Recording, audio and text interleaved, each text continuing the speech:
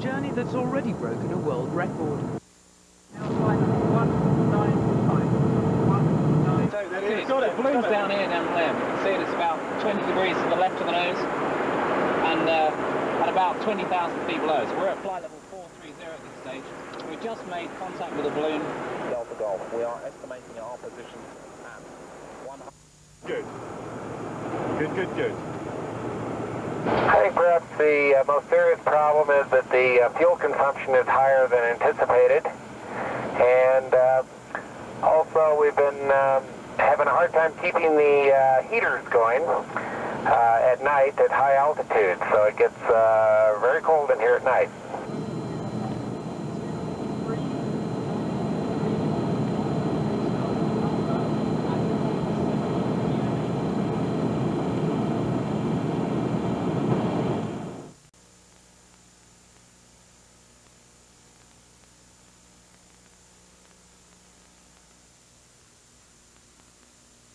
When you say, I want to get the whole country reading, when I say that, that comes from, when I say I want to get the whole country reading, that comes from really one of the deepest parts of myself. It's the thing that has been dearest to me and has contributed to the greatest sense of my success, I believe, is my ability to read and interpret the spoken word.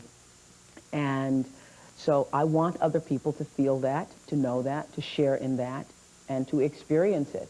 I think that we're a country where people don't really communicate and people don't spend enough time thinking about the why of their lives, what does my life really mean. I think books offer an opportunity to go there in ways that television, even though I am certainly a child of television, television does not.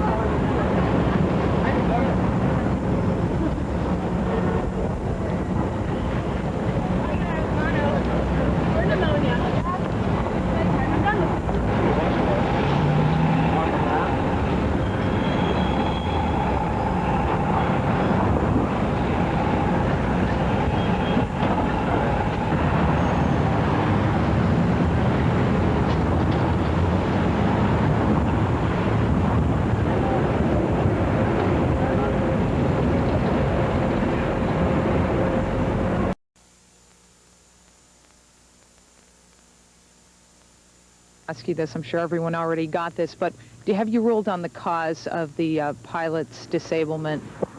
An autopsy is being done as we speak, and that will determine the cause of death. However, my investigation is to examine the airplane. We look at the airplane, we look at the pilot's records, and we make the determination, and that takes about 9 months for the cause. Hey, what's your feeling on this? What about the reports about carbon monoxide? We don't ever give our feelings. This is, we document things factually, and then we, through all our information obtained, which will be the pilot's records, his medical records, the autopsy, the toxicology that's being done. Judging from what you know about the situation, is this a plausible explanation for what happened? I can't, like I said, I can't come to any conclusions. I can only say that the pilot, the passenger reported that the pilot was throwing up, and that she then reported that she felt sick, tired, and she was nauseated. we can only go with those things. What she part of the reported- plane will you be inspecting to get to the bottom of this? What are you looking at? We usually examine the entire airplane, but we will be looking at the exhaust system, the heating system, cabin heating system, the muffler, and the engine, the exhaust stacks that leads to the muffler, the entire vent system. We'll be examining and reconstructing. Did the heating system create carbon monoxide using... How the airplane is heated using air is vented over the engine is heated, and so we'll be looking at the ducts, looking for any kind of the punctures or anything that may have caused carbon monoxide to leak into it. But again, we can't say that it is a carbon monoxide at this time. This is an amazing story. Have you seen anything like this in your career as an investigator? I have never investigated an accident. When I got the call initially yesterday in my office in Washington, I was told first that we had an airplane departing New York en route to Saranac Lake. The pilot became incapacitated and the passenger was flying. And then I was called, my next call I got was that the passenger, they were unable to establish radio contact, and the airplane was just, you know, trimmed, and it was flying pretty much by itself. I have never worked one like this. This is my first, and it's very interesting, you know, finding out what really caused the pilot to be incapacitated as well as the passenger. Do you believe the passenger was actually in control of the plane at one point?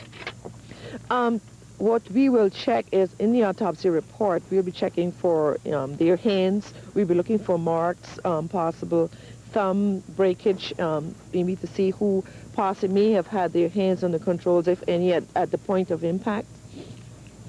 This could have been much worse had it hit a more populated area. What's your feeling on that part of it? Airplanes crash either populated areas or not so populated areas, and it's good that that it impacted in a non-populated area, and that there were no fatalities on the ground. The person on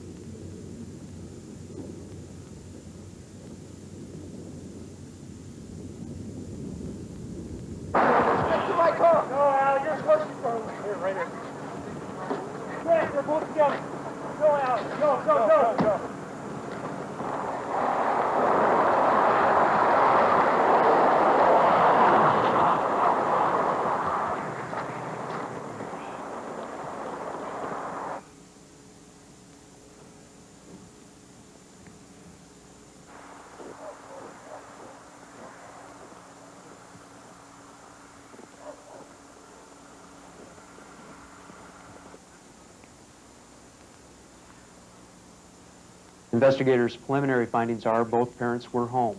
Both were asleep. Both reported putting the children to sleep. Thought everything was okay. We don't have a situation where they were neglected. Nobody was home. The house is well kept. Everything appeared to be in order. It appears these two got up in the middle of the night, and together they probably played on each other quite a bit, thought this was a good idea. They played, and then they decided to go outside for an adventure. And it's just a very tragic situation with the weather being the way it is, as cold as it is, and that it had to have an outcome like this.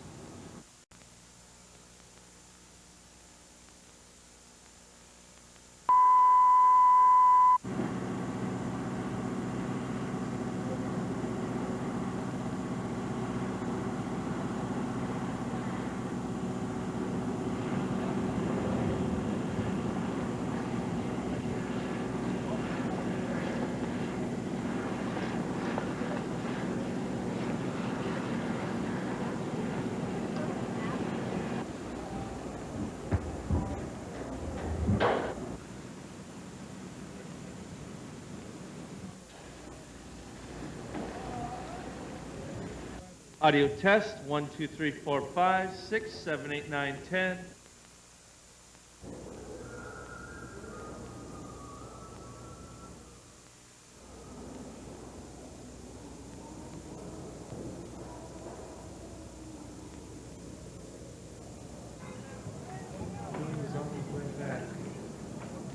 Audio test. Oh, he's down below. Audio test.